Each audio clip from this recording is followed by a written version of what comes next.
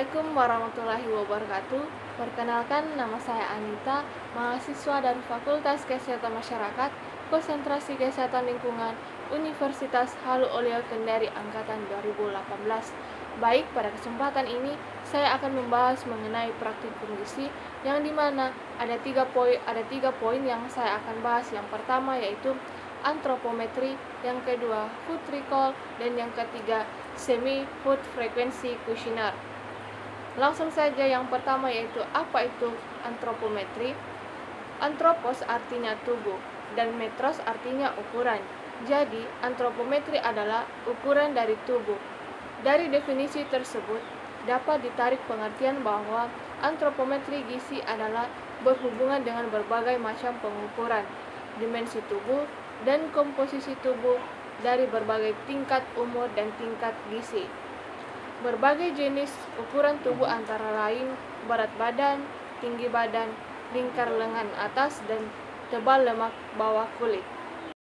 Selanjutnya yaitu pengukuran berat badan. Di sini saya akan menggunakan timbangan injak untuk mengukur berat badan. Sebelum melakukan pengukuran, kita atur timbangan injak ini menuju di angka 0.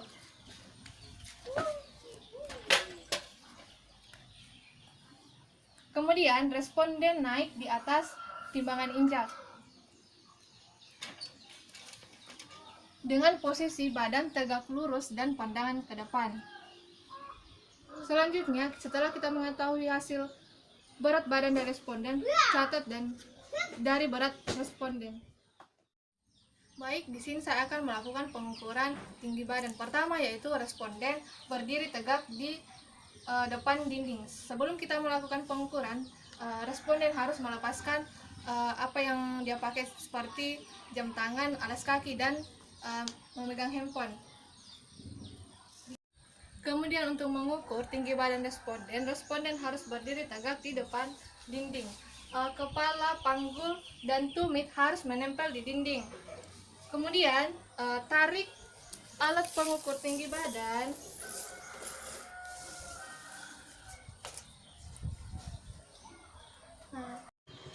Hasil pengukuran dari tinggi badan responden 161. Setelah diketahui hasilnya, catat hasil tinggi badan responden tersebut. Selanjutnya yaitu pengukuran lingkar lengan atas. Pertama yaitu baju responden dilipat hingga ke bahu. Kemudian tangan ditekuk. Selanjutnya yaitu tentukan titik tengah lengan responden. Selanjutnya lingkarkan pita untuk mengukur lingkar lengan. Setelah diketahui lingkar lengan atas responden, catat dari hasil lihat tersebut. Selanjutnya, berdasarkan hasil pengukuran di atas, untuk mengetahui apakah responden saya dalam kategori kurus, normal, atau gemuk, maka kita akan menggunakan rumus indeks massa tubuh atau IMT, yang dimana rumusnya yaitu IMT sama dengan berat badan dibagi tinggi badan kuadrat. Tinggi badan ini diubah ke dalam satuan meter. Untuk responden pertama saya, yang dimana berat badannya yaitu 45 kg dibagi 1,61 kuadrat atau 1,61 dikali 1,61. Hasilnya yaitu 17,36. Berdasarkan hasil perhitungan IMT pada responden saya yaitu 17,36, yang dimana hasil ini berada pada range antara 17,0 sampai kurang dari 18,5, yang berarti responden saya termasuk dalam kategori kurus. Yang kedua, apa itu food recall? Metode food recall 24 jam adalah metode mengingat tentang pangan yang dikonsumsi pada periode 24 jam terakhir, atau dari waktu tengah malam sampai waktu tengah malam lagi, atau dari bangun tidur sampai bangun tidur lagi, yang dicatat dalam ukuran rumah tangga atau URT.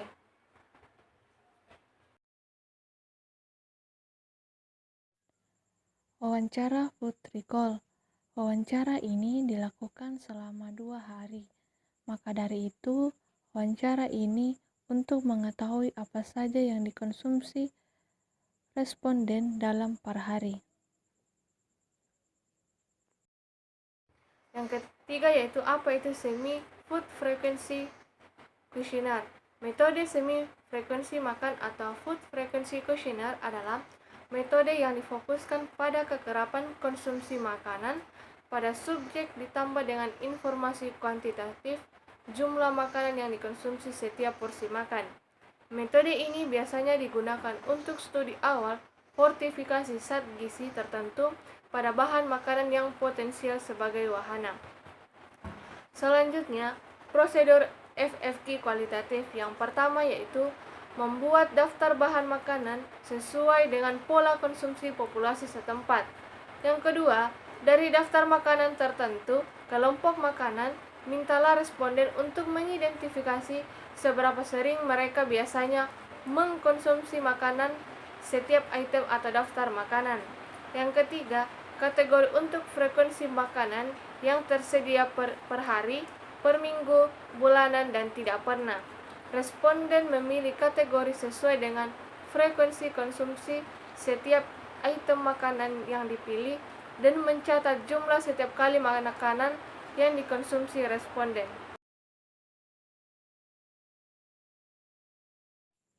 Wawancara semi food frequency questionnaire. Wawancara ini dilakukan pada 3 responden. Wawancara ini dilakukan untuk mengetahui bahan makanan apa saja dan seberapa banyak bahan makanan dikonsumsi baik per hari, per minggu, maupun per bulan. Tabel hasil pengukuran semi FFQ pada responden pertama saya yang telah diinput menggunakan aplikasi NutriSurvey yang dimana terdapat energi 1977,9 dibagi 2 sama dengan 988,95. Untuk protein 78,0 dibagi 4 sama dengan 19,5. Untuk lemak 122,6 dibagi 9 sama dengan 13,62.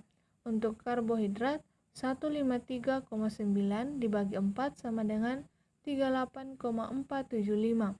Nah, dari pengukuran tersebut dapat diketahui bahwa responden pertama saya memiliki angka tertinggi untuk angka kecukupan gizi energi. Selanjutnya, saya akan menjelaskan tabel perhitungan semi FFQ keseluruhan responden. Di tabel perhitungan individu semi FFQ, saya sudah menjelaskan bahwa frekuensi makanan memiliki skor masing-masing. Dari hasil wawancara yang saya lakukan pada 3 responden saya, yang dimana dari masing-masing responden saya menceklis makan nasi putih lebih dari 1 kali per hari, sehingga total checklist pada makan nasi lebih dari 1 kali per hari ini ada 3. Sehingga total yang didapatkan itu 150. Kenapa bisa? Karena 50 dikali 3. 50 ini diambil dari skor per hari. Nah, sedangkan untuk 3-nya diambil dari total 3 checklist responden. Sehingga 50 kali 3 itu hasilnya 150. Dan untuk jumlahnya 150 diambil dari angka ini.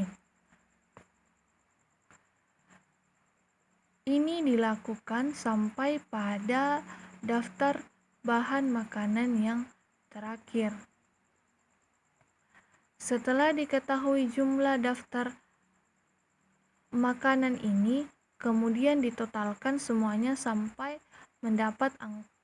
Jadi total semuanya ini 770. Kemudian untuk skornya 50. Kenapa bisa 50 di sini? Karena 150 dibagi dengan 3. 3 ini dari jumlah responden, sehingga menghasilkan skor 50. Ini dilakukan sampai pada bagian yang terakhir. Kemudian, untuk jumlah rata-rata dibagi jumlah responden itu 770 dibagi 3. Kenapa bisa 3? Karena 3 ini diambil dari jumlah responden. Kan di sini responden saya ada 3 sehingga didapatkan hasil 256,66. Kemudian untuk rata-rata dibagi jumlah makanan 256,66 dibagi 20. 20 ini diambil dari daftar bahan makanan sehingga dapatkan hasil 12,83. Skor rata-rata frekuensi konsumsi bahan makanan adalah 12,83. Kemudian untuk keterangannya angka 50 dikatakan baik karena melebihi dari 12,83. Sedangkan untuk 3,3 dikatakan kurang karena kurang dari angka 12,83. Dan ini dilakukan sampai pada bagian yang terakhir. 3. Kemudian untuk keterangannya angka 50 dikatakan baik karena melebihi dari 12,83. Sedangkan untuk 3,3 dikatakan kurang karena kurang dari angka 12,83. Dan ini dilakukan sampai pada bagian yang terakhir.